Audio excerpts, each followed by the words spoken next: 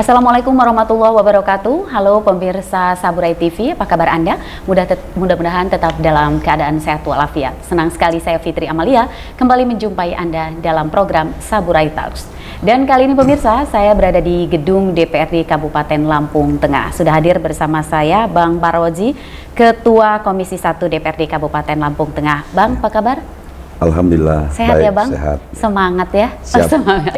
Pupuk lancar, ketahanan pangan pun terjaga. Itu yang akan kita bahas. Nah, apalagi nih isunya Bang, santer juga nih, beras kan naik. Bicara soal ketahanan pangan, yang lagi dikeluhkan oleh masyarakat di bawah ini harga beras yang tinggi loh Bang. Kerasa nggak nih Bang, warganya Abang pada ngeluh nih ke wakil rakyatnya?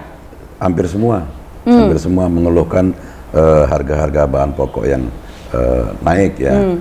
Naik tinggi bahkan itu memang di pra dan pasca pemilu ini kenaikannya agak signifikan, jadi itu jadi keluhan masyarakat khususnya di Lampung Tengah. Bahkan dikait-kaitkan dengan isu politik loh Bang, kenaikan harga beras ini. Itu kan wajar saja. Itu kan wajar saja gitu. Pupuk nih Bang, pupuk lancar, ketahanan pangan terjaga. Mau mulainya tuh dari mana dulu Bang, menurut Abang, untuk ketahanan pangan kita itu supaya terjaga menurut Abang? Ya yang pasti dengan kondisi pertanian yang ada di Lampung Tengah, pupuk itu yang paling utama gitu. Yang jadi permasalahan hari ini kan justru per Januari Februari ini kuota pupuk secara nasional justru dikurangi dengan alasan ketersediaan anggaran untuk suplai ke pupuk subsidi itu sendiri gitu. Jadi tentu ini juga menjadi masalah di tengah masyarakat, khususnya masyarakat petani Lampung Tengah, terkait adanya pengurangan kuota pupuk yang terjadi per hari ini gitu. Jadi tapi itu kami juga sudah artinya berkoordinasi dengan pihak terkait gitu, bahkan dengan pihak distributor pupuk yang ada di Lampung Tengah gitu, agar segera mengambil sikap terkait masalah pengurangan kuota ini. Tapi menurut Abang penyebabnya apa nih Bang? Kalau menurutnya keterbatasan anggaran, sebenarnya itu bisa dicarikan solusi nggak sih Bang, kalau keterbatasan anggaran itu bisa menjadi penyebab? Seharusnya itu bisa dicarikan solusi, tapi kan kita yang di bawah ini kan tinggal menunggu karena kebijakan pupuk itu kan nasional gitu. Kebijakan dari pusat, saya pikir juga saudara-saudara kita yang di DPR RI gitu maupun Kementerian Pertanian sendiri seharusnya bisa memikirkan ini. Tapi memang pihak pemerintah pusat sudah menjanjikan untuk penambahan kuota ini untuk bisa kembali lagi kepada kuota yang kemarin diterima oleh kebutuhan petani di Lampung Tengah itu di April nanti ya. Sementara dari Desember sampai Februari ini kan memang kita musim tanam. Pupuk itu sangat diharapkan oleh petani di Lampung Tengah. Lagi dibutuh-butuhkannya ya. Betul. Selama ini gitu Bang nih, saya tanya nih sama Bang, karena saya bukan warga Lampung Tengah nih Bang, jadi saya tanya selama ini. Salah berarti, pasnya yang nanya warga Lampung Tengah. Warga Lampung Tengah, tapi saya bisa mewakili warga Lampung Tengah Bang, tenang aja Bang gitu kan. Selama ini apakah kebutuhan pupuk itu sudah pernah terpenuhi atau belum gitu Bang? Dari jumlah luasan areal persawahan kita. Karena kan sebetulnya kuota subsidi itu sesuai dengan apa yang diusulkan oleh petani melalui kelompok tani. Dengan hari ini ada sistem EDRDKK itu, jadi saya pikir kalau kuota tidak dikurangi, ketercukupan untuk kebutuhan pupuk di Lampung Tengah sebetulnya nggak begitu menjadi masalah, asalkan penggunaan pupuk subsidi itu juga sesuai dengan apa yang terprogram oleh pemerintah pusat, dalam hal ini bahwa hanya tanaman padi, jagung, kedelai yang kita bisa pemerintah bisa berikan subsidi gitu. Kalau tanaman lain seperti ubi kayu, sawit, karet kan tidak cover oleh pupuk subsidi sendiri gitu.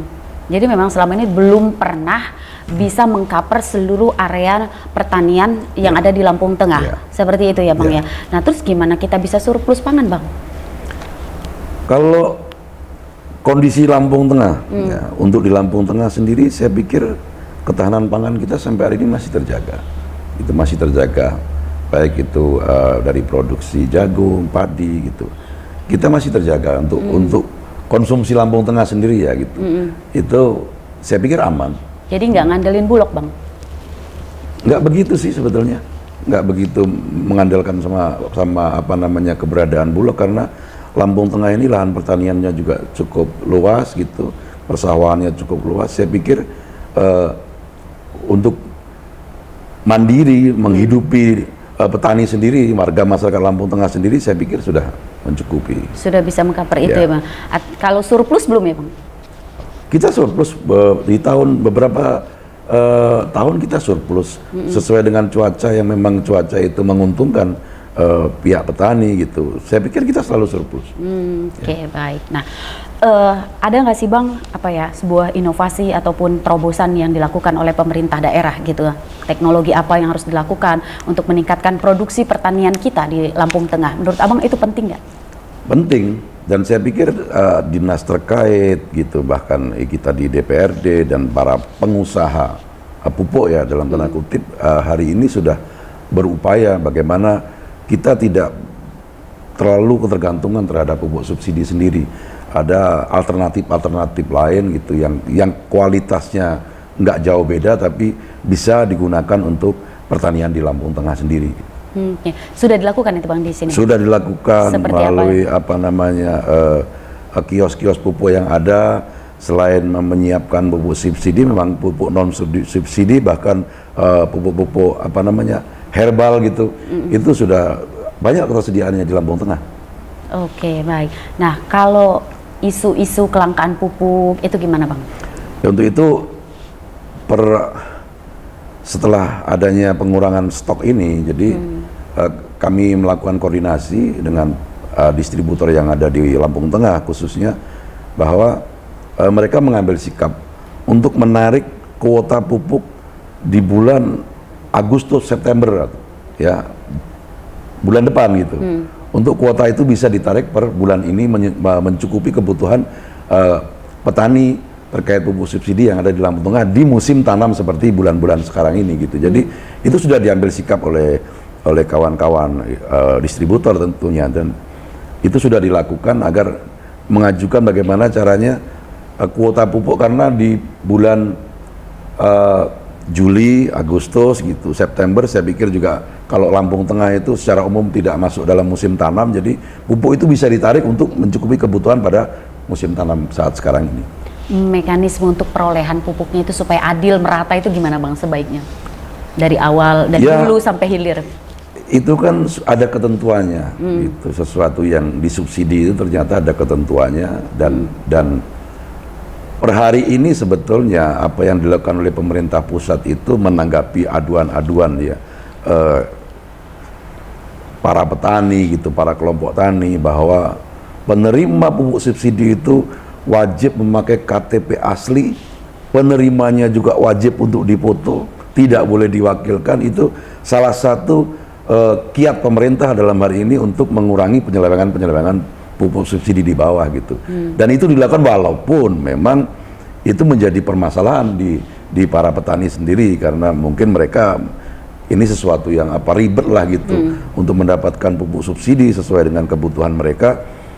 Harus KTP pun asli, nggak bisa lagi sekarang fotokopi, dan harus difoto, penerimanya itu difoto dengan KTP yang asli, itu baru penerimaan subsidi. Nah, itu saya pikir juga langkah yang baik, walaupun memang ini sulit, tapi saya berharap petani memahami ini, karena memang untuk meluruskan distribusi pupuk subsidi ini ya kita memang agak susah dikit gitu, karena kalau nggak seperti itu nanti akan ada penyelewengan dilakukan oleh pihak manapun lah gitu ya, yang memang sengaja menyelewengkan pupuk subsidi ini. Tapi kalau penerima itu memang harus memberikan KTP asli, difoto di saat menerima pupuk, saya pikir mengurangi potensi penyelewengan pupuk subsidi sendiri.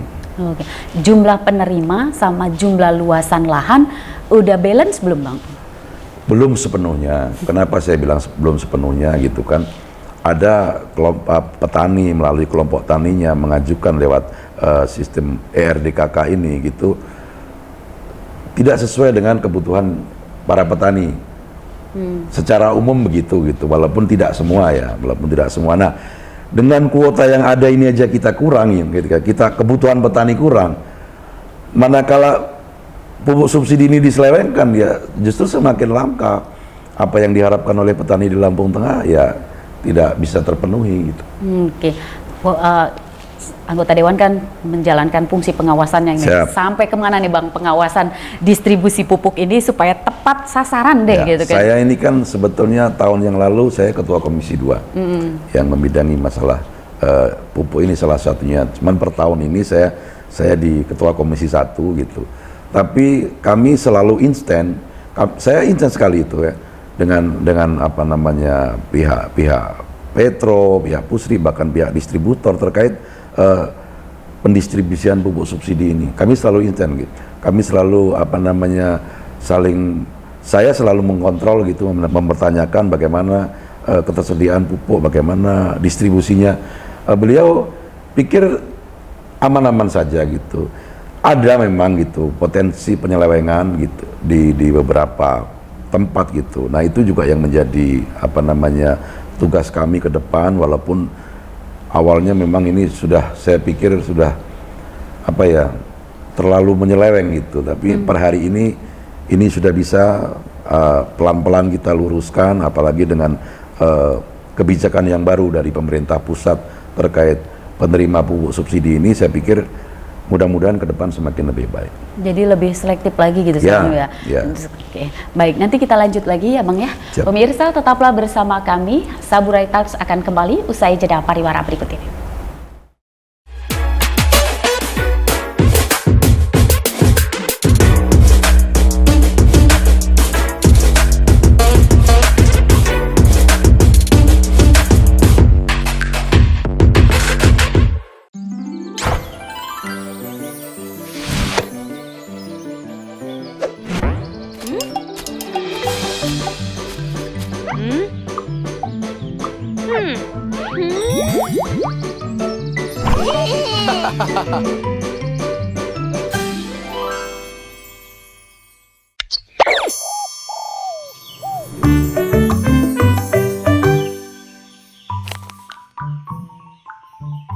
Main origami yuk. Bosan ah. Wah. Loh. Hah? Heh.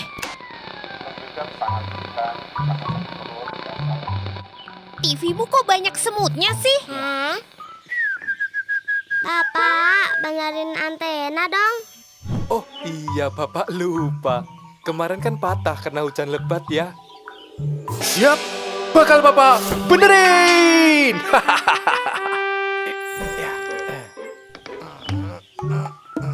Sudah belum? Belum. Sudah? Ya.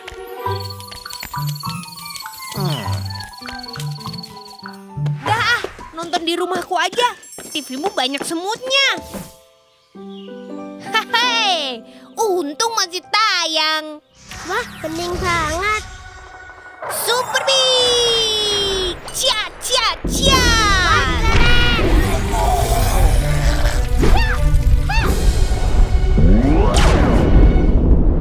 Jangan ganggu kotaku!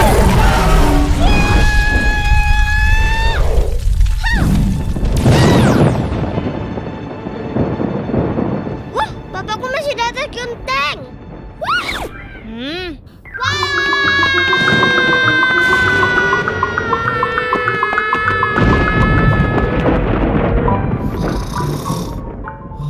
Ngapain nongkrong di atas genteng, Pak Jaya? Ini, benerin antena.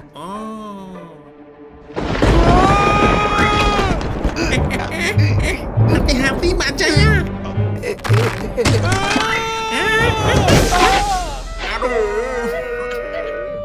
Makanya, Pak Jaya, pindah ke TV digital dong. Dijamin bening dan gak ada smoothnya. TV digital. Iya Pak, kayak TV yang di rumah Biani. Mahal nggak? Cukup sediakan set-top box. Murah. Banyak itu di marketplace. Atau beli di toko elektronik. Wah, bening banget. Wah. Jelas dong, berkat Modi.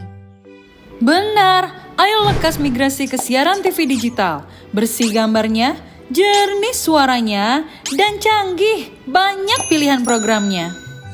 Hehehe, betul itu Modi. Betul itu.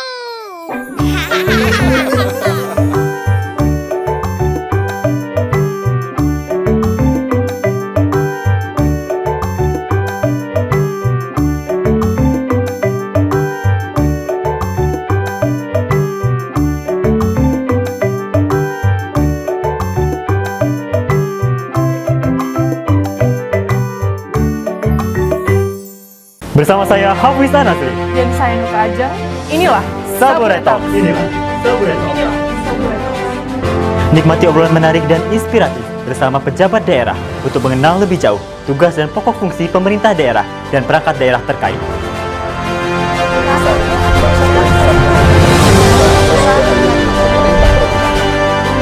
Saksikan Sabure Talks Hanya di Sabure TV, saluran TV digital.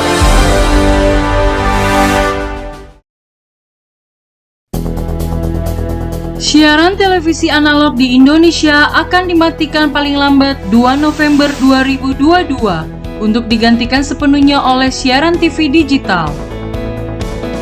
Program migrasi mode siaran TV ini disebut Analog Switch Off atau ASO. Meski demikian, para pemilik TV biasa atau tabung alias TV analog tak perlu khawatir, sebab TV analog bisa dimanfaatkan menjadi TV digital dengan menggunakan perangkat set-top box yang sudah mendukung digital video broadcasting second generation terrestrial atau DVB-T2, standar TV digital di Indonesia.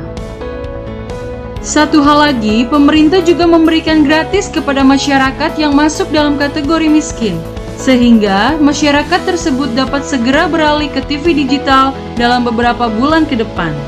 Kementerian Kominfo telah membuat program memberikan set-top box kepada masyarakat kategori miskin dalam aturan pemerintah dan peraturan menteri.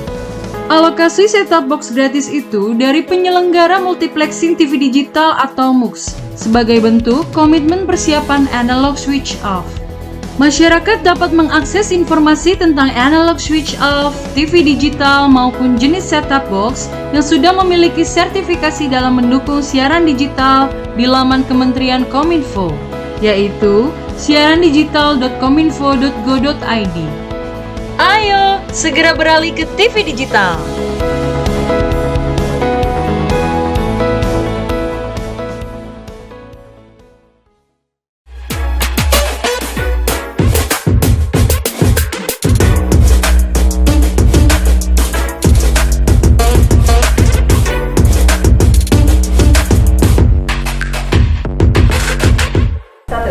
Ya pemirsa, terima kasih Anda kembali bergabung bersama kami dalam program Sabulai Talks. Setelah tadi kita bahas tentang distribusi pupuk. Distribusi pupuk ini menjadi hal yang sangat penting, ketersediaan pupuk menjadi hal sangat penting untuk meningkatkan produksi pangan. Benar nggak Bang? Ya. Produksi pangan kita nih gimana Bang? Ya, sebetulnya pemerintah daerah Kabupaten Lampung Tengah sudah melakukan inovasi-inovasi terkait menjaga ketahanan pangan di Lampung Tengah ini.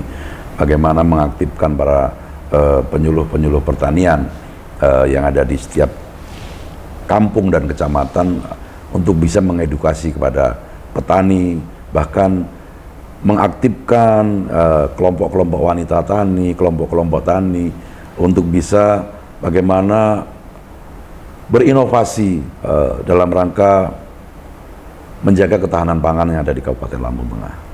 Ancamannya ketahanan pangan ini selain daripada hama, penyakit, keterbatasan lahan nih Bang, alih fungsi lahan, gimana Abang ngawasin itu, ngelihat hal itu?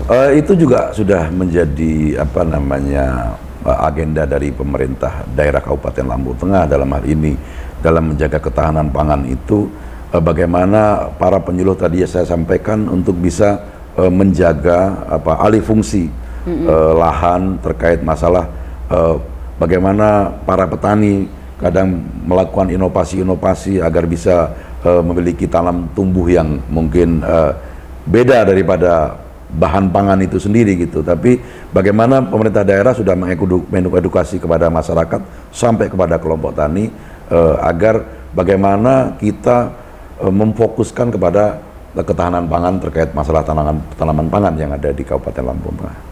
Tapi sebagian besar petani kita memang petani pangan ya Bang ya? Atau ada Mayoritas. perkebunan jumlahnya perkebunan sama pangan? Saya pikir 20% aja perkebunan yang ada di Lampung Tengah itu, pangan lebih mendominasi gitu. Ada 70 sampai 80% itu petani kita fokus kepada petani pangan. Ya padi, jagung gitu, ada ubi kayu gitu. Dan yang menjadi produk unggulan di Lampung Tengah ini kan padi dan ubi kayu itu sendiri. Banyak juga industri-industri di sini ya Bang ya, industri pengolahan pangan di sini. Nah, produksi pangan menurut Abang setiap tahun mengalami peningkatan atau bisa ditingkatkan lagi sih potensinya menurut Abang? Bisa. Dengan cara seperti apa Bang? Ya tentu ini juga menjadi tanggung jawab kita semua, pemerintah daerah, dinas terkait gitu, dari DPRD Kabupaten Lampung Tengah sendiri agar ini harus menjadi sebuah program khusus terkait kita menjaga ketahanan pangan ini agar petani bisa kita edukasi, petani itu bisa kita berikan pemahaman terkait bagaimana kita menjaga ketahanan pangan di Lampung Tengah. Dan saya pikir secara umum petani di Lampung Tengah ini mampu mandiri untuk menjaga ketahanan pangannya sendiri. Wah, keren sekali. Oke, baik. Kalau kita sudah bicara tentang ketersediaan pupuk tadi, lancar aman ya Bang? Ya, itu tetap harus kita jaga, harus kita kawal, harus kita pantau, kita harus saling berkoordinasi dengan pihak-pihak terkait pendistribusian pupuk ini tentunya.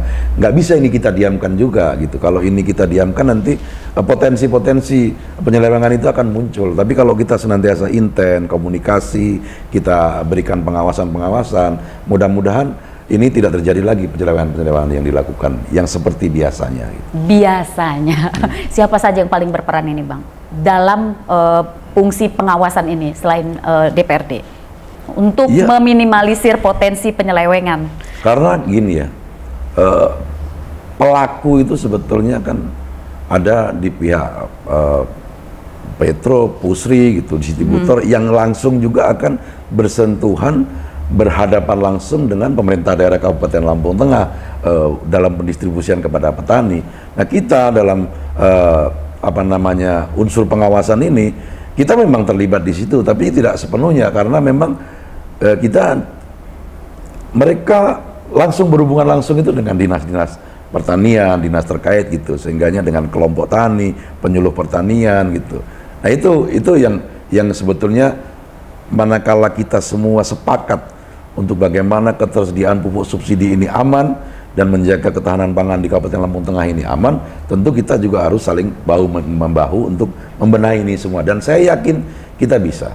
Oke, jujur nih Bang, harga beras yang tinggi dikeluhkan masyarakat, ini sebenarnya anugerah nggak sih Bang untuk petani pangan?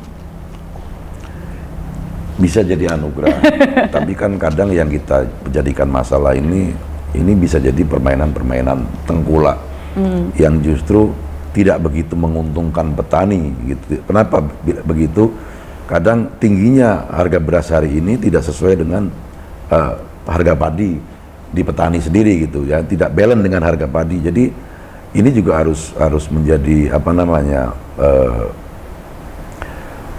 poin tertentu bagi pemerintah daerah gitu melalui dinas terkait gitu, bahwa kita harus bisa menjaga situasi pasar gitu. Kita harus mengawasi situasi pasar, jangan sampai justru pasar ini dipermainkan oleh para tengkulak-tengkulak di musim-musim yang seperti ini, karena musim per hari ini, per bulan ini gitu, kita kan masih dalam situasi tanam, belum dalam situasi panen. Jadi yang seperti ini yang sebetulnya harus dijaga oleh Dinas Perdagangan gitu dari Kabupaten Lampung Tengah agar bisa turun langsung ke setiap pasar mengawasi terkait harga-harga yang ada di Kabupaten Lampung Tengah. Oke, karena sebenarnya musim tanam, mudah-mudahan kalau menurut petani harga tinggi seperti ini sampai mereka musim panen Bang. Harapannya. Ya. Harapannya, tapi yang terjadi biasanya nggak seperti itu kan Bang? Yang terjadi biasanya justru waktu panen turun. Nah, kan ini kan menjadi tanggung jawab kita semua gitu. Ya sekali lagi kita unsur kita pengawasan, tapi di dalam kita pengawasan itu ada pihak langsung yang bersentuhan langsung ini terkait masalah harga pangan, harga komoditi pertanian, itu ada yang bersentuhan langsung, dan ini ranahnya pemerintah daerah Kabupaten Lampung Tengah tentunya melalui dinas-dinas terkait.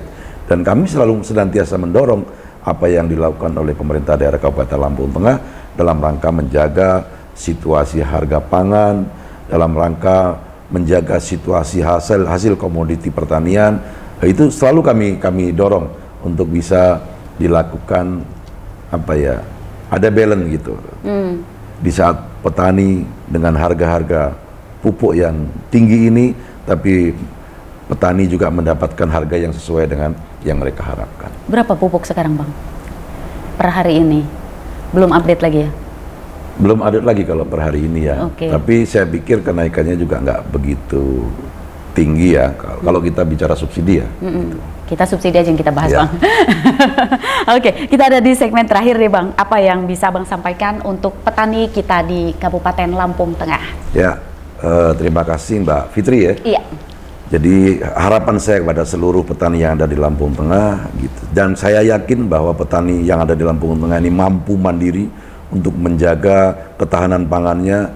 Silakan melakukan inovasi-inovasi. Jangan terlalu berharap kepada pupuk subsidi yang hari ini kita susah untuk mendapatkannya, terkait pengurangan kuota yang terjadi per hari ini. Harapannya ada alternatif lain dalam rangka kita menjaga tanaman kita, tanaman pangan kita, dan ada alternatif lain tentunya buat kita para petani itu untuk menjaga ketahanan pangan. Dan saya pikir seluruh petani di Lampung Tengah paham itu. Seluruh petani yang di Lampung Tengah ini tahu lahannya membutuhkan pupuk apa di luar ketergantungan terhadap pupuk subsidi. Jadi selamat bekerja, jaga ketahanan pangan yang ada di Lampung Tengah, lakukan inovasi yang terbaik. Terima kasih. Mungkin alternatifnya bisa pupuk kompos gitu. Ya, itu salah satunya. Salah satunya. Oke. Ada pupuk fermentasi, dan itu seluruh petani di Lampung Tengah paham dan tahu. Paham ya. Oke, baik. Nah, pesan juga nih untuk warga Lampung Tengah di tengah tingginya harga beras nih, Bang. Di tengah harga beras situasi seperti ini, Bang. Apa nih, Bang? Ya, tentu ini tetap menjadi dilema di tengah masyarakat ya, terkait kenaikan harga beras, mungkin harga sembako, tetap ini menjadi dilema. Tapi sekali lagi juga saya paham, saya yakin masyarakat Lampung Tengah mampu melewati ini, dan kita beserta dengan pihak eksekutif, legislatif akan tetap berusaha untuk bagaimana secepatnya menstandarkan lagi harga-harga terkait harga beras yang ada di pasar-pasar di Lampung Tengah sendiri. Oke, baik. Oke, Bang, terima kasih atas waktunya. Siap, sama-sama. Baik, pemirsa, ketersediaan pupuk yang cukup, kemudian distribusi pupuk yang tepat, tentunya akan mendukung aktivitas para petani untuk meningkatkan produktivitas pertanian. Dengan begitu, ketahanan pangan di Kabupaten Lampung Tengah akan tetap terjaga. Terima kasih Anda sudah bersama kami. Saya Fitri Amalia, mewakili kru yang bertugas undur diri. Sampai jumpa. Terima kasih, Bang. Siap.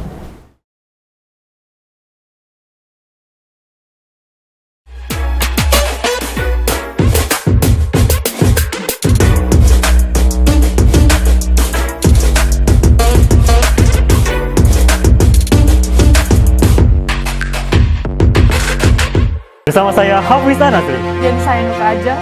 Inilah Saburai Talks. Inilah Saburai Talks. Nikmati obrolan menarik dan inspiratif bersama pejabat daerah untuk mengenal lebih jauh tugas dan pokok fungsi pemerintah daerah dan perangkat daerah terkait.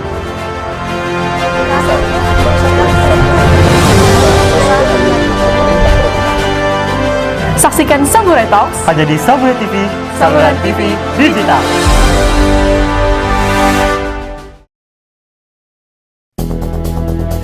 Siaran televisi analog di Indonesia akan dimatikan paling lambat 2 November 2022 untuk digantikan sepenuhnya oleh siaran TV digital. Program migrasi mode siaran TV ini disebut Analog Switch Off atau ASO. Meski demikian, para pemilik TV biasa atau tabung alias TV analog tak perlu khawatir, sebab TV analog bisa dimanfaatkan menjadi TV digital dengan menggunakan perangkat set-top box yang sudah mendukung digital video broadcasting second generation terrestrial atau DVB-T2, standar TV digital di Indonesia.